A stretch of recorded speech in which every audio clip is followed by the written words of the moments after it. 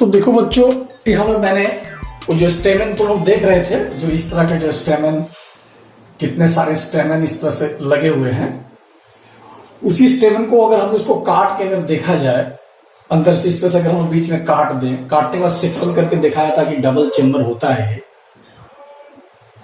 इस तरह से।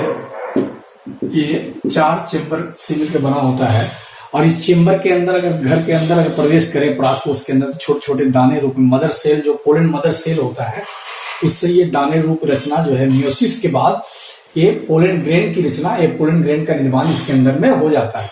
ये पोलन ग्रेन जो है मेल गैमेट है और इक्विवेलेंट टू स्पर्म, ये मेल गैमेट है और equivalent to sperm of male. पुरुष में जिस तरह से स्पर्म का काम करता है उस तरह से ये मेल गैमेट का काम प्रार्थन करता है। तो इसके बाद में हम लोग पुरुष अंग को देख लिए। अब हम लोग देखते हैं जो स्त्री अंग है, जिसको हम लोग जायाम कहते हैं, जिसको हम लोग गायनोशियम कहते हैं। उसका चित्र मैंने अभी काट करके तुमको जवा का फूल का हमने तुम लोग ये दिखाया था। मैंने ये देखो, ये चित्र मैंने अभी दिखाया था। तो ये नीचे में स्टिग्मा है और लंबा सफेद रंग का जो दिख रहा है वो स्टाइल है, और सबसे ऊपर में देखो ये ओवरी अंडाशय जो है ऊपर में देख पा रहे हो। तो अगर हम लोग इसको उलट भी दें तो इस तरह से भी तुम इसको देख सकते हो। ये मैंने एक फूल से डिसेक्शन करके अभी अभी तुम लोगों को मैंने दिखाया है। तो एक नीचे वाला फूला हुआ भाग अंडाशय, दूसरा जो है स्टाइल। स्टाइल को अगर हिंदी में हम भी लिखें तो इसको हम लोग कहेंगे वर्तिका, वर्तिका, वर्तिका। और यह है वर्तिकाग्र, वर्तिकाग्र। तो इस तरह से वर्तिकाग्र चित्र में। तो अभी जो मैंने फूल बनाया तुम लोग देखे थे कि सबसे अंदर वाला जो भाग है, इसको चलो मैं चित्र बनाता हूं अंदर से। तो ये अंदर वाले भाग में हम लोग ये देखे।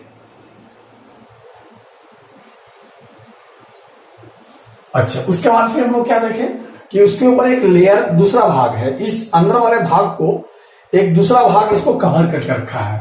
तो इस दूसरे भाग का नाम है,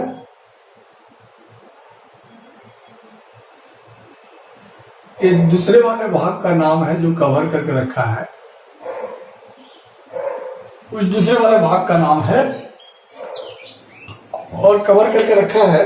और इससे बहुत सारे इस पे स्टेमन लगे हुए हैं। तुम लोग देखे हो इस तरह से बहुत सारे इससे स्टेमन लगे हुए हैं।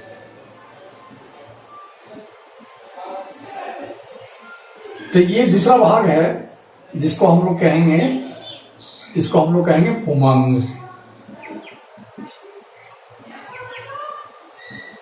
और फिर तीसरा भाग, चलो ठीक है, तीसरा भाग तो इस तरह से बहुत सारे फ्लावर्स के जो पेटल्स लगे हुए थे, इस तरह से बहुत सारे पेटल्स लगे हुए थे, ये पेटल्स हो गया। और चौथा भाग क्या है, इसको नीचे में जो है हरे रंग का तुम लोग देखे थे, चौथा भाग नीचे में एक हरे रंग का तुम लोग देखे थे जो इसको कवर करके रखा था, जिसको सबसे पहले निकाले, इसको हम लोग कैलिक्स कहते हैं। ये कोरोला और ये पुमंग, एंड्रोशियम, और सबसे अंदर का जो भाग है जो इधर बनाया है वो है गायनोशियम।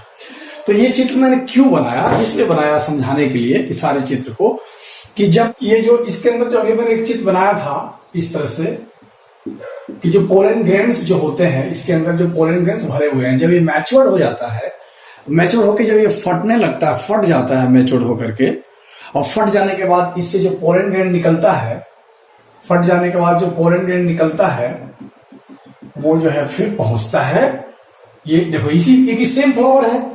देखो एक ही फ्लावर में, अभी मैंने जवा का फूल दिखाया, एक ही फ्लावर है, ये सेम फ्लावर है। एक ही फूल से इसका परागकण निकला और हवा के द्वारा या फिर कीड़े मकोड़ों के द्वारा या फिर पानी के द्वारा, जल के द्वारा या किसी भी एजेंट कारक के द्वारा यहां से ये आके स्टिग्मा पे बैठा। यानी स्टिग्मा मतलब फूल का जो स्त्रीय अंग है उसके स्टिग्मा पे बैठा।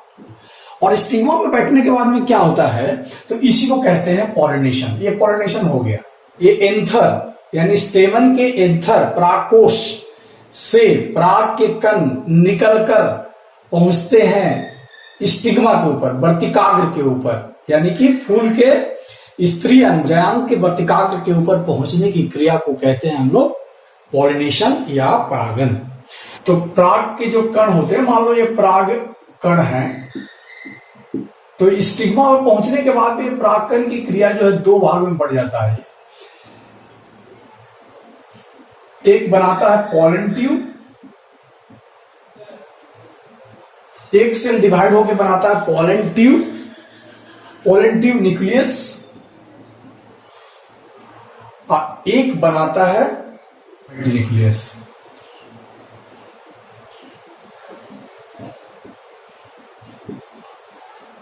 फिर क्या होता है कि ये जो मेल गैमेट का जो न्यूक्लियस होता है वो फिर डिवाइड करके फिर दो और मेल गैमेट बनाता है।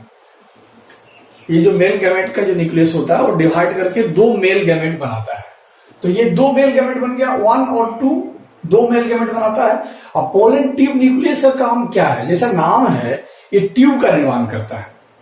क्या करता है? ये ट्यूब का निर्माण करने लगता है। मान लो कि यहां से ये आकर स्टिग्मा में बैठा हुआ है और स्टिग्मा के अंदर ये पतला सा ट्यूब बनाते चला जाता है, और ये ट्यूब का नली जो है यहां से आते आते नली जो है अंदर में आने के बाद में ये प्रवेश कर जाता है इम्ब्रियो सैक के अंदर। इसके अंदर जो ओव्यूल है, ओव्यूल के अंदर जो इम्ब्रियो सैक है, अगर इसको हम लोग इम्ब्रियो सैक को बताएं तो यहाँ पर एक एग होता है। यहाँ पे इम्ब्रियो सैक का अगर हम लोग चित्र बनाएं तो ये इसका अंदर का जो इम्ब्रियो सैक का चित्र बनाएं तो इधर में एक एग होता है, और एग के साथ में साइड में जो होता है दो सिनर्जिड्स होते हैं, और बीच में दो डेफिनेटिव न्यूक्लियस होता है, और यहाँ पर 3 सेल होता है जिसको हम लोग एंटीपोडल सेल कहते हैं और इसको डेफिनेटिव न्यूक्लियस कहते हैं।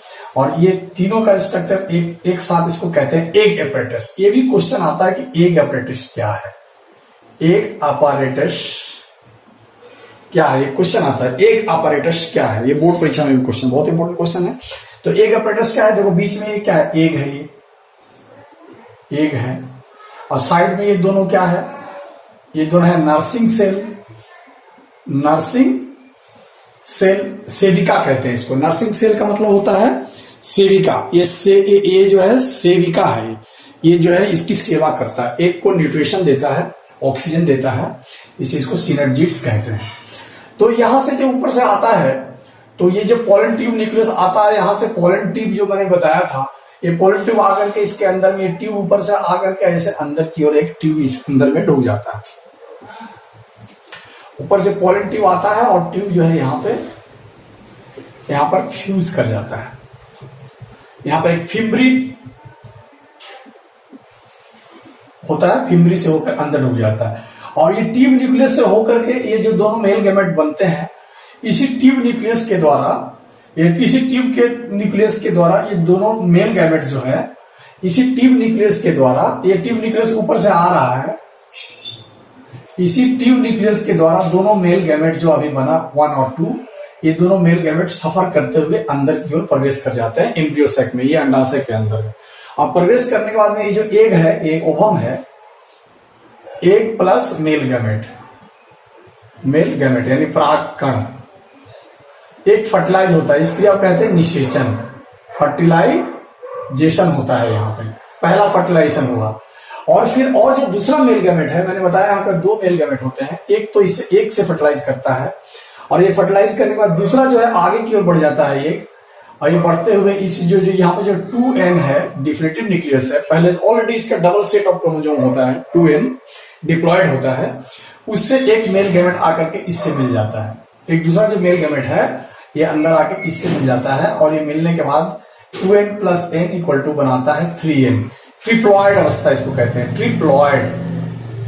और इससे एंडोस्पर्म बनता है, एंडोस्पर्म जो डेवलपिंग जो एम्ब्रियो होता है, जो भ्रूण का विकास होता है, उसको ये भोजन मुहैया कराता है, ये एंडोस्पर्म। तो ये आशा करते हैं कि मैं